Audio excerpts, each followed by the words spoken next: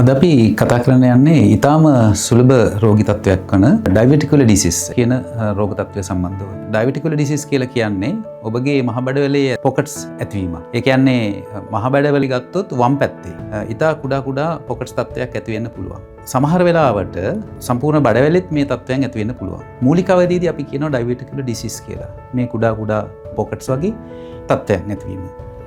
මේකේ ඇතිවෙන ප්‍රශ්නය තමයි ඩයබටිකුලර් ඩිසීස් කියන තත්ත්වය දිගින් දිගටම පැවතියහොත් විස බීජ ඇති වෙන්න පුළුවන්. පැසවීම ඇති වෙන්න පුළුවන්. එහිදී සිදුවන්නේ ඔබට උදරයේ කැක්කුමක් ඇතිවීම. විශේෂයෙන්ම වම් පැත්තේ පහළ කොටසේ කැක්කුමක් ඇතිවීම. ඔබට රුධිරය වහන වීමක් සිදු වෙන්න පුළුවන්.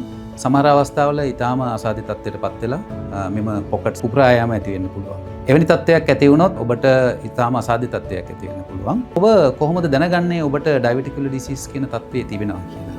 ඔබට නිතර බඩ පිපීමක් ඇති වෙනවා නම් ඔබගේ වම් පැත්තේ විශේෂයෙන්ම නිතර කැක්කුම් ඇති වෙනවා නම් ඔබ ඒ ගැන සැලකිලිමත් වෙන්න යුතුයි.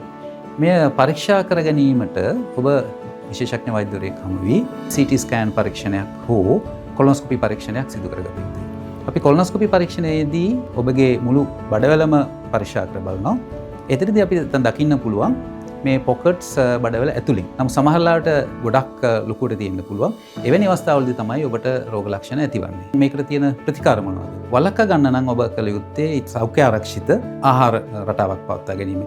හයි ෆයිබර් ඩයට් කියලා අපි කියනවා. ඔබ නිතර තන්තුමය ආහාර භාවිත කළ යුතුයි. ඊට අමතරව බඩේ කැක්කුමක් ඔබට නිතර එන කුමක් වේදනාවක් තිබෙනවා නම් ඔබ විශේෂඥ වෛද්‍යවරයෙක් ලබා පරීක්ෂා කරගත යුතුයි. මේ පොකට්ස් පුපුරා යාමෙන් තරව ඇතිවීම. එවැනි තත්ත්වයක් තිබේ නම් ඔබ වහාම ඒ සඳහා විශේෂ ප්‍රතිකාර ලබා ගත යුතුයි.